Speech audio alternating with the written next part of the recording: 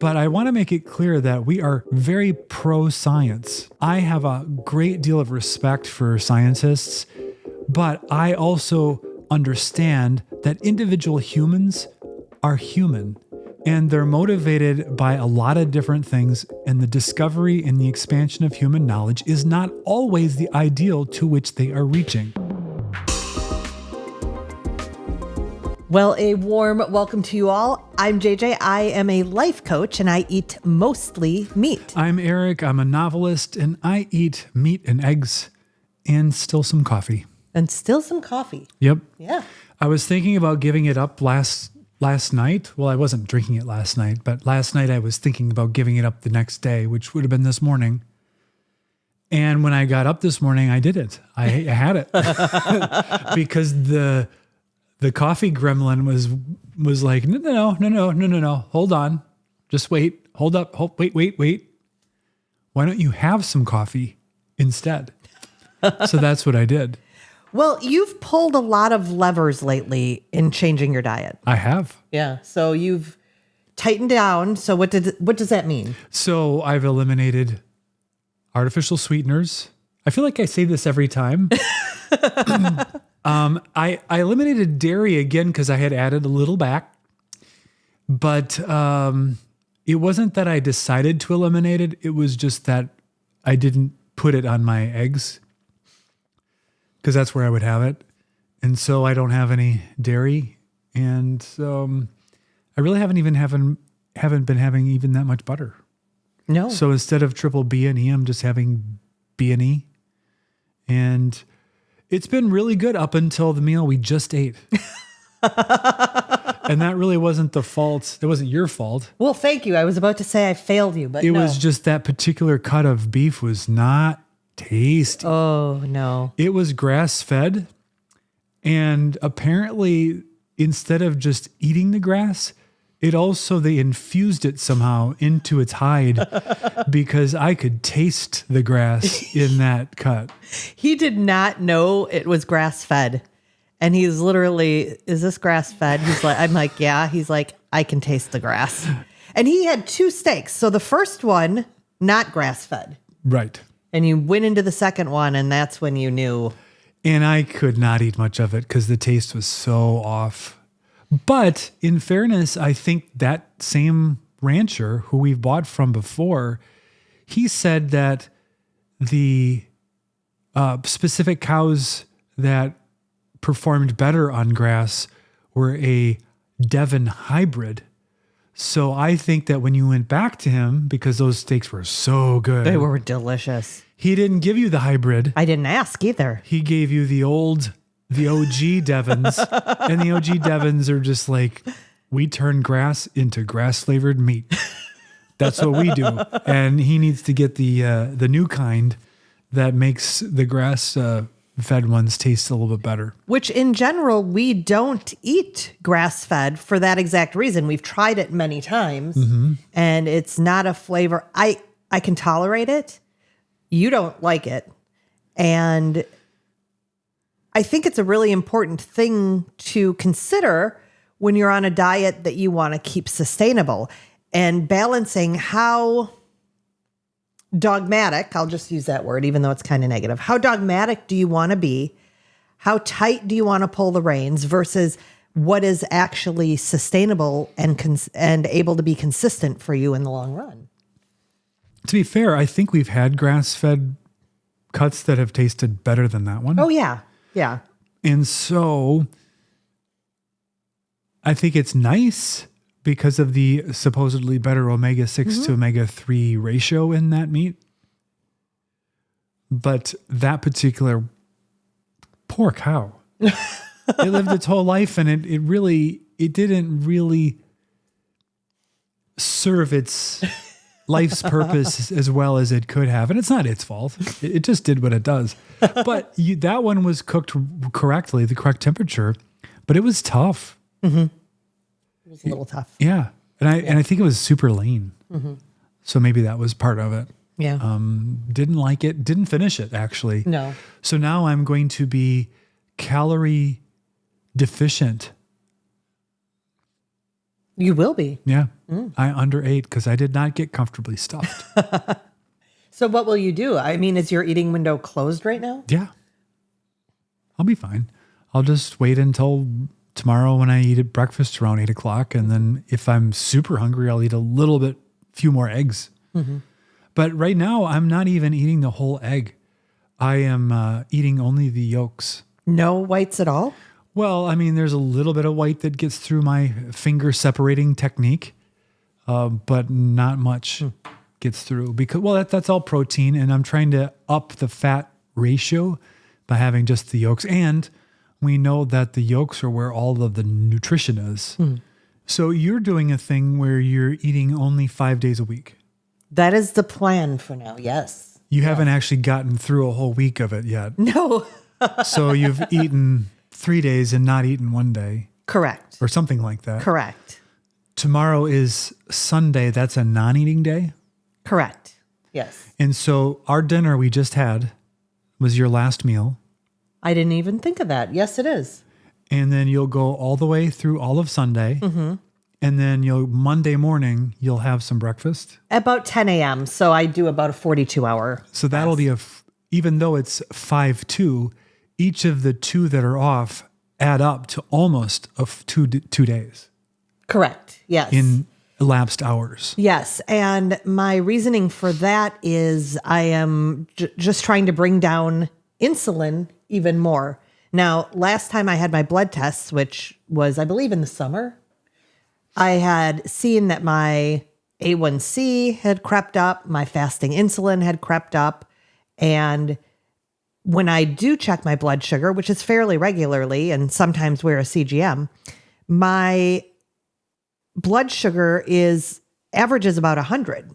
So I am one of those people, and I don't believe it's the weekly salad. I think it's just, I really don't. I believe I'm just one of those people that once they've been on a low carbohydrate diet for a long time, sees that adaptation. So I was actually watching a Dr. Boz video today from January, I believe, of 2024, this year. And she talks about fat flux. And I've heard Maria Emmerich talk about this as well, but Dr. Boz really explains it well. And that's why I'm bringing it up to you now. Maybe we'll link to it. We can. I've never heard the term before. Yeah. So she talks about why after being low carb for a long time, this can happen. And it's part of the fat adaptation. And yet to shift things up, if you have a weight goal and you've stalled, or a health goal, which is more mine, then you need to lower your insulin even more. And you sort of hit this level of insulin or this adaptation where your body is taking the protein and the fat that you consume, and it's raising your insulin enough a little bit. Again, this is not bad insulin levels. And yet my blood sugar shows up sort of pre-diabetic. So I don't want it to show up pre-diabetic. I don't think it's a health crisis or anything. But I'd like to see some of the health benefits of being in a deeper ketosis. So the way to do that is to lower my insulin even more. And it might require lowering the amount of food I eat. And possibly some people pull the lever of lowering their fat as well. Now, I am not lowering my fat as I want to feed my hormones. But through fasting, which I've been successful at before and enjoy doing, I will be pushing my insulin level down during that time. So sort of retraining my body, and also bringing in less food overall in a week. So you mean less calories? Less calories, yeah. She refers to it as, I think she said gorging. So a lot of people who do carnivore, she said she's going to use the term gorging. She knows what that means, but they actually eat too much during their meals. And it's not a caloric thing, but it's that insulin thing. So if you're eating a large amount of too much food or fat, protein, then your fat cells hang on to your insulin's up. Again, not like your American diet up, but your insulin is up enough above that threshold we've talked about where your body's not willing to release fat or use ketones. It's going to preferentially use the glucose that is in your system. And of course, we make glucose too. So if I've got a blood sugar level of 100 on an average, that's plenty of glucose for my body to preferentially use that. My brain hurts from all that. Well, it's all explained in the Dr. Boz video. Yes, I think. So you'll tell me what that is and we'll link to it. I think that she'll explain it best, and she's got her graphics, and I may have missed something or gotten it a little wrong. This sounds like kind of like level 3 carnivore. Yes. If you're just starting, this is not something you would be thinking about at all. No, and you don't have to, because at that time, your body, it's when you're first entering into carnivore or low carb, your body, the chemistry that you have actually promotes that fat flux. Mm-hmm. And so you don't have to worry about it until you're deeper in. Okay. I'll just put it that way. She talks about that as well. But yeah, you don't have to worry about it till you're deeper in. And again, I'm just trying to tweak that blood sugar number, and we'll see. And maybe it doesn't matter. And maybe it doesn't matter. I know Dr. Barry is one who says it's physiological, not pathological, so it does not matter. For me, I really enjoy the fasting process. And I've never fasted more than about 43 hours. So I've not done any extended fasts, but I love the mental benefits of getting into that deep ketosis. And it seems to last me for a while. It's not just when I am fasting. I seem to get some benefit from it as far as mood and energy for quite a while. For a while, I was doing a fast it was about every 10 days, and it was based on how my brain was feeling. So it's been a while. We had the move, and we had a lot of restaurant eating and just a lot of shift in our diet. And once you get away from fasting, it feels hard. It's like, oh, no. So I've been away from it. And yeah, I feel so much better having done that one day. And I've never done this much where I'm going to be doing 2 days, not sequentially, in a week. But I'm interested to see how that goes for me. And if it's too much, I just won't do it. I've not tracked a lot in the past, but recently, and I'm talking the last week, I downloaded Dr. Boz's spreadsheet. And so I've just started entering it into a spreadsheet so I can kind of track it a little bit. So she talks about fasting, exercise, and sauna as levers you can pull to really do that. And she is very interested in more of a therapeutic keto. So that is her aim. That is her message. And I don't need to be in deep therapeutic ketosis. But again, I do want the health benefits of the autophagy and the mood and energy. And that does require me to do this. So what else do we want to talk about? Oh, I'm wearing my glasses because of a viewer request. Oh. Somebody said, Eric, keep the glasses on. Okay. So I don't like how I look with glasses. And I don't like how my glasses aren't level. I got one ear that's higher than the other. And You're not perfect? And I abuse my glasses. I take them off wrong. I put them on wrong. I have since the 4th grade. So, but viewer request. Okay. If you've liked this video, despite the audio problems, you should be doing that, giving it the thumbs up. I also going to put a postscript to this video that will not be seen by any of the people that I'm about to address. Okay. And the reason is they've unsubscribed. Oh. And after our last live, we had a spate of unsubscribes. Okay. And I think it had to do with the fact that we talked about science with air quotes. Oh. Because we had a question about, because of how what we've learned about nutrition, are we questioning other areas of science? So we had a little discussion about that. And I badmouthed nutritional epidemiology, which I don't think is the reason why anybody would unsubscribe. But I want to make it clear that we are very pro-science. I have a great deal of respect for scientists, but I also understand that individual humans are human and they're motivated by a lot of different things. And the discovery and the expansion of human knowledge is not always the ideal to which they are reaching. Mm-hmm. They have their own personal agenda and viewpoints and even dogmas. And so you can have a scientist who firmly believes that she's right, and the evidence all points to this understanding being right, and it can be wrong. And all of their research can be bent towards expanding this field in the wrong direction. On the other hand, we've recently seen that with Alzheimer's research, there's been massive fraud from very well-respected scientists in their field that have just published fraudulent data because they had to keep the wheels of publication going or something. I don't know.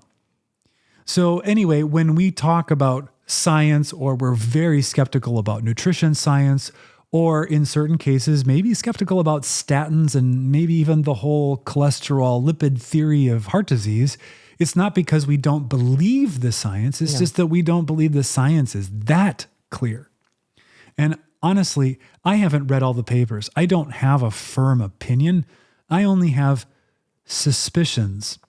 And unfortunately, a lot of that has to do with recent history has created a lot of suspicion in me, and I think you as well.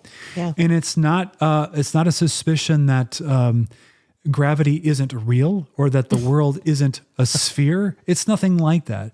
It just has to do with the corruptibility of humans. They will lie and they will cheat and they will misrepresent things for all kinds of reasons. Or just have a blind spot.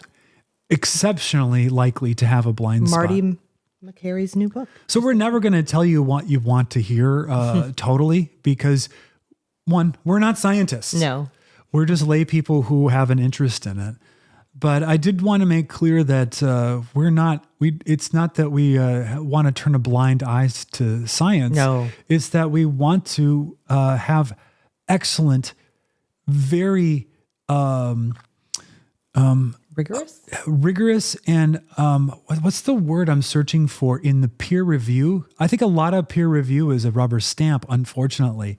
Or the peer reviewers don't actually understand what's been done and are not doing a rigorous job. But that's a suspicion. I can't prove that. Mm-hmm. But there is this replication crisis in science where if you can't replicate the study, then you can't really say that the study was right. And in certain domains of science, replication is not very strong, not very good. There's other domains of science, especially in epidemiology, that uses this idea of Mendelian randomization, which I've read a lot about. Yeah. And it is, I think, extraordinarily powerful in certain cases if it's being applied in the proper way. But if you search the like PubMed for Mendelian randomized study, you'll find an explosion in the numbers of these studies that have been coming out. And the problem is that they're fast to do because it's a statistical analysis. There's actually no data collection. It's taking a pre-existing set of data and applying statistics to it to try to uncover relationships and associations. And the assertion is that you can correct for all of the confounders if you do it right and you do enough statistical manipulation. My problem is that I don't think a lot of the researchers are good enough with statistics to actually know what the statistical manipulations really are doing. So I think that there's a huge area of suspicion for those studies, many of which are being held up as absolute proof in the lipid theory of heart disease. And maybe they can't be. And I wish that I had the scientific background and the statistics background to be able to read these deeply and go into all the methodologies and understand them. But all I can really do is go, if there is a place where you can screw around with data to get a result you want, it will be done, especially if there isn't peer scrutiny that is as sophisticated as the statistics that are being applied. So this is the quandary that I find myself in, is someone who grew up with a great fascination for all sorts of science, and I still have it, but I understand the fallibility of the humans behind it. And also there's this extraordinary desire to come up with an answer, especially when it comes to disease and disease prevention, in that in the absence of having an absolute firm answer, you start to look for hints. And that's what we get in most epidemiology, is you get associations. But that's not where the science ends. That's where the hypothesis is formed, and then you have to test it. And it is extraordinarily difficult to test the things that we are most deeply interested in. And you test that hypothesis trying to prove it wrong, not prove it right. I don't believe that anyone working at a pharmaceutical company in research wants to do anybody any harm. I do believe that, of course, they have a profit motive, and unfortunately, that will affect how they frame and organize and structure their studies.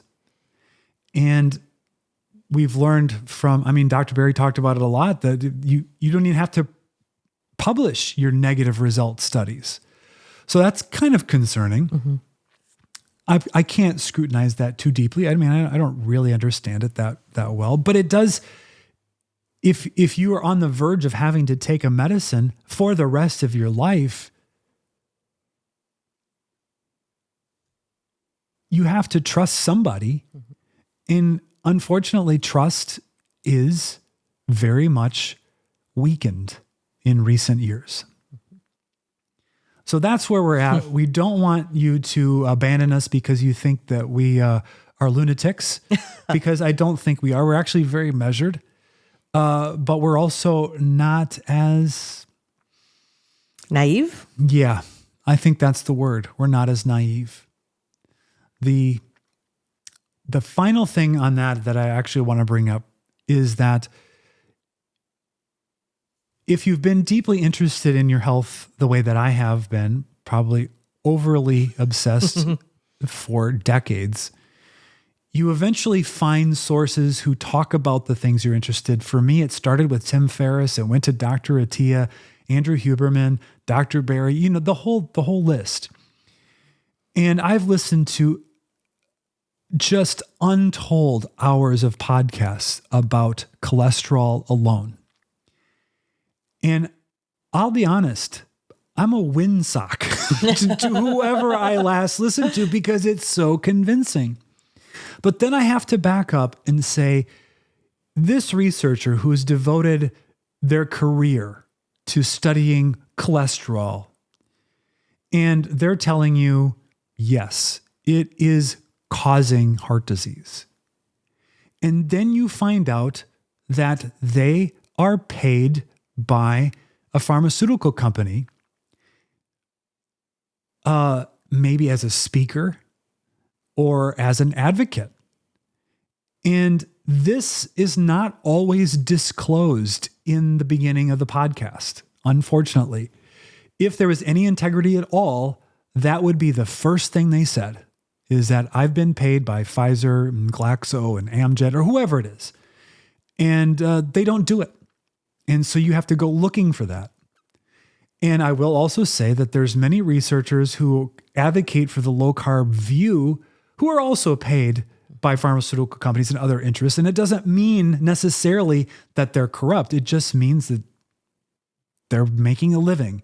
But that money you can't just assume that it won't have any influence on what they say. You'd be an idiot to assume that. So that's a long-winded diatribe. I hope it wasn't too much of a diatribe, but it's been weighing heavily on me because one thing I don't want to be seen as is illogical, irrational, or anti-science. I shouldn't have let it bother me, but it did.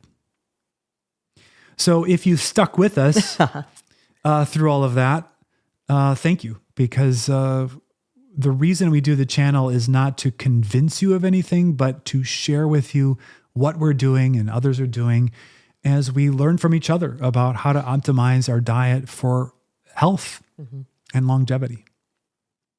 Do you have anything to add to that? No. I feel like I went on a rant. You did. You went on a rant, but I think that's okay. All right. I have one thing to add. Okay. I also think that you had mentioned peer scrutiny at one point. Yes. And I also just wanted to throw in not only peer scrutiny, but to have the openness to have peer debate. Right. Yeah. And there is a couple on X is where I usually see it because I'm not on TikTok or Instagram.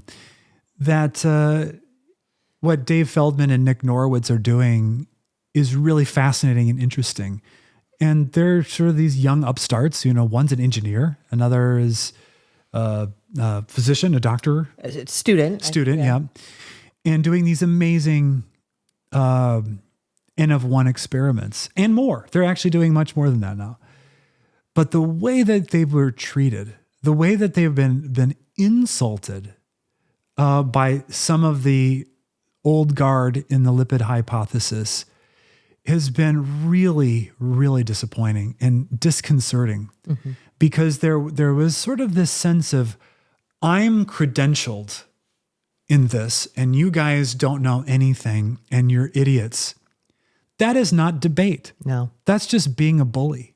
And I lost all respect for that individual. And unfortunately, it harms my respect for the other physicians who use that individual as a resource and in understanding the cause and progression of disease. Because now I'm like, well, if he's treating someone who has a counter view or doing experiments that are raising questions with such disrespect, where else in his own research is he just being dismissive when things don't align with his view? That is a big red flag. And to be fair, just to use the parlance of the youth, it gives me the ick.